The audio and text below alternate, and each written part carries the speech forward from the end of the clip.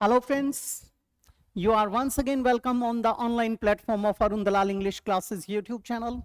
And today we are going to shift on our 29th practice set based on basics of English grammar. चलते हैं, देखते हैं इसके अंदर क्या आता है. ध्यान देंगे प्लीज. पहला सेंटेंस आपके स्क्रीन पर. I cook food, खाना पकाता हूं फॉर अ रेस्टोरेंट के लिए. आई एम ए या an dash. I am a chef. Chef होता है जो बेटे प्रोफेशनल कुक होता है, सीनियर कुक होता है किसी होटल में या रेस्टोरेंट में हो सकता है. स्टूवर्ड, स्टूवर्ड और स्टूवर्डेस, वेटर और वेटरेस, ये सर्व करने के लिए होते हैं. गलत हो जाएगा. कार्टोग्राफर, बेटे जो व्यक्ति देश दुनिया के नक्शे बनाता है उसको कहते हैं कार्टोग्राफर, यानी मानचित्रावली बनाने वाला. एक होता है जो अपने बिल्डिंग्स के नक्शे बनाता है, हाउसेस के नक्शे बनाता है, उसको क्या कहते हैं? आर्किटेक्ट, नक्शा नवीस. ये भी एलिमिनेट हो जाएगा. कुक, वो नहीं होता तो कुक को ले सकते थे, लेकिन अब ये गलत हो जाएगा. कुक तो घर में भी हो सकते हैं. Mother is also a good cook, but she is not a professional cook. That's why you cannot call her chef. तो ये गलत हो जाएगा. क्या आ जाएगा? Chef. The wedding was wonderful. The dash looked beautiful, beautiful, and the dash was very handsome. बेटे handsome का प्रयोग किसके लिए करते हो? Masculine के लिए, male के लिए. और beautiful मुख्य रूप से किसके लिए लगाते हो? Feminine के लिए, स्त्री के लिए, नारी के लिए. The वेडिंग की बात की तो इसका मतलब मुख्य रूप से दुल्हा दुल्हन आने चाहिए. द ब्राइडग्रूम दुल्हा है, दुल्हे के लिए हम ब्यूटीफुल का प्रयोग नहीं कर सकते. ब्यूटीफुल गलत हो जाएगा, यहां एलिमिनेट हो गया. नीस और नेफ्यू. अब यहां पर एक चीज देखो, वेडिंग जो है वो वंडरफुल थी, उसमें जो नीस है वो खूबसूरत लग रही थी, नेफ्यू है वो हैंडसम हो भी सकता है. ब्राइड और ब्राइडग्रूम, दुल्हन, ब्राइड क्या है? दुल्हन, और ब्राइडग्रूम क्या है? दुल्हा हो सकता है. सर और madam, the sir looked beautiful, ये गलत हो जाएगा. मैडम ब्यूटीफुल हो सकती थी. तो नंबर 1 पे क्या आएगा हमारा? ये वाला. ये नहीं होता तो हम इसको चुन लेते. नीस यानी भांजी या भतीजी, वो खूबसूरत थी, और जो भांजा भतीजा है वो हैंडसम था. तो बेटे यहां पर एक्चुअल में क्या आएगा? वेडिंग वंडरफुल है, ब्राइड और ब्राइडग्रूम. नेक्स्ट आया, he is the man dash आना लव्स. अब एक चीज देखिए, ही इज द मैन, ये वही आदमी है जिसे आना प्यार करती है.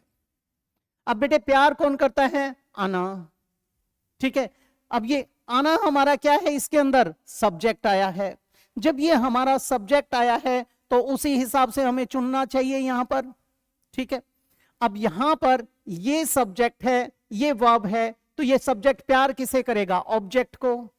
ठीक है. ऑब्जेक्ट को करेगा तो ऑब्जेक्ट के लिए यहां पर क्या आना चाहिए? हुम आना चाहिए. अब हुम तो दे ही नहीं रखा. यहां विच का प्रयोग तो नॉन लिविंग थिंग्स के लिए होता है.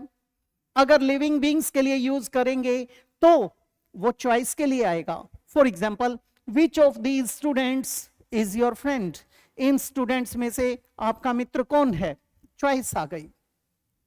नन हो सकता है. हुज बेटे पॉजेसिव केस होता है जो संबंध को बताएगा. Whose book is this, whose is next turn, ऐसे आ जाएगा. ये भी एलिमिनेट हो गया. हु तो बेटे सब्जेक्टिव केस है, नॉमिनेटिव केस है. अगर यहां होता ना हु लव्स आना, जो कौन आना से प्यार करता है, तो हु सब्जेक्ट के लिए आता. ये एलिमिनेट हो जाएगा. अब क्या लगाना पड़ेगा? ये लगाना पड़ेगा. ही इज द मैन आना लव्स. और वैसे एक्चुअल में यहां क्या आना चाहिए? हुम आना चाहिए. कुछ एक सेंटेंसेस ऐसे होते हैं जिनमें इस प्रकार से आपको उलझाने की कोशिश की जाती है. खास तौर पे एसएससी और सीजीएल में इस प्रकार की जो हल्की बोल डाली जाती है वो आपको कैच आउट करने के लिए डाली जाती है. The film star gave a party dash cost $10,000. अब यहां देखना है हमें, बेटे जो फिल्म स्टार है उसने पार्टी होस्ट की थी, डैश कॉस्ट. अब ये पार्टी का रिलेटिव प्रोनाउन चाहिए हमें. पार्टी का रिलेटिव प्रोनाउन चाहिए. पार्टी नॉन लिविंग थिंग है तो हुज तो आ नहीं सकता. हुज कॉस्ट ये तो बिल्कुल गलत हो जाएगा। अब यहां पर नॉन लिविंग थिंग है तो थोड़ी देर पहले हमने बात की थी क्या, या तो विच आ सकता है या दैट आ सकता है। अब हु भी नहीं आ सकता, ये तो सब्जेक्ट के लिए चाहिए। विच हो सकता है, वेयर प्लेस के लिए होता है, क्या आ जाएगा, which cost $10,000। The man dash you met at the party was a famous film star. The man dash you met, मिला कौन था, आप। किससे मिले थे, ऑब्जेक्ट से। अब यहां ऑब्जेक्ट आएगा, ठीक है, क्या आ जाएगा, ऑब्जेक्टिव केस। वो आदमी जिससे आप मिले थे पार्टी में वो क्या था, फेमस फिल्म स्टार। अब बेटे विच तो हो नहीं सकता, विच तो चॉइस के लिए आएगा, ह्यूमन बींग्स के लिए है तो। और वैसे क्या आएगा, नॉन लिविंग थिंग्स के लिए। whom हो सकता है, when टाइम के लिए आएगा, बिल्कुल गलत हो गया, एलिमिनेट हो गया। who का प्रयोग अमेरिकन इंग्लिश के आधार पे कर दिया जाता है, जब हम ऑब्जेक्ट की बात करते हैं तब भी कर देते हैं वो, लेकिन ये गलत होता है। हम किस पर आएंगे, whom, इसको ड्रॉप कर दिया जाएगा, ठीक है। अगले पर चलते हैं बेटा, 16th के ऊपर, 6th के ऊपर। What is the name of the woman dash was wearing the golden dress? अब इस औरत का तो रिलेटिव प्रोनाउन चाहिए, ऊपर से क्या आया है, जो पहने हुए थी, यानी इस वर्ब को सब्जेक्ट चाहिए, सब्जेक्टिव केस यानी नॉमिनेटिव केस। whom तो आ नहीं सकता बेटा, whom किसके लिए होता है, ऑब्जेक्टिव केस होता है, गलत हो गया। which अभी अभी बताया, नॉन लिविंग थिंग्स को कोरिलेट करने के लिए उसका रिलेटिव प्रोनाउन हो सकता है या इंटेरोगेटिव हो सकता है, चॉइस आदि को बताने के लिए। वेयर प्लेस के लिए आया, क्या आ जाएगा, who was wearing the golden dress. अगला, you are reading the book dash I wanted to read. आप वो पुस्तक पढ़ रहे हैं जो, अब इस बुक का रिलेटिव प्रोनाउन चाहिए हमें। हुम ऑब्जेक्टिव केस है, ह्यूमन बींग्स के लिए, गलत हो गया। हु सब्जेक्टिव केस है, नॉमिनेटिव केस है, एलिमिनेट हो गया। विच हो सकता है बुक के लिए, वेयर प्लेस के लिए आता है, क्या लगा देंगे, which I wanted to read. There is someone at the door, कोई दरवाजे पर है, dash wants to speak to George. अब एक चीज देखो, कोई व्यक्ति दरवाजे पर है जो बात करना चाहता है, किससे, जॉर्ज से। अब वॉन्ट्स टू स्पीक, अब यहां ये वर्ब आई तो इसका मतलब हमें सब्जेक्टिव केस चाहिए, सब्जेक्टिव चाहिए तो क्या लगाएंगे, हु का प्रयोग करेंगे। अब यहां पर ये subjective case, nominative case. Who wants हो सकता है, दैट नंबर 2 पे लगाएंगे, एलिमिनेट हो जाएगा। ये नहीं होता तो सोचते, विच चॉइस के लिए आएगा या नॉन लिविंग थिंग्स के लिए। हुम ऑब्जेक्टिव केस, क्या आ जाएगा बेटे, who wants to speak to George. I don't like food dash very spicy.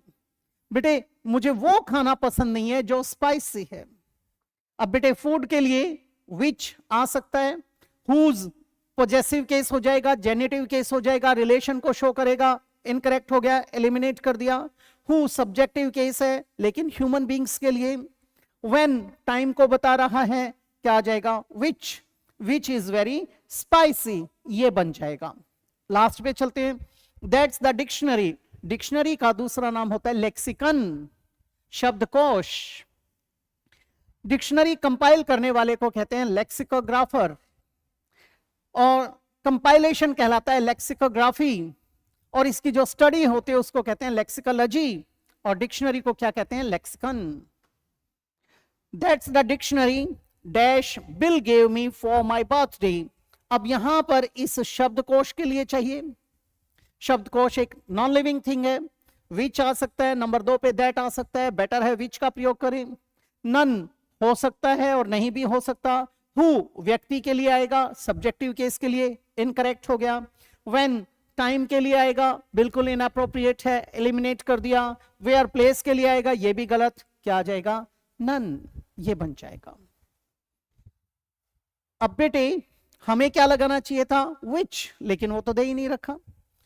ये थी आपकी एक्सरसाइज आज के लिए। अगली एक्सरसाइज में आपसे फिर से भेंट होगी, तो मैं आपसे इजाजत चाहूंगा। नमस्कार दोस्तों।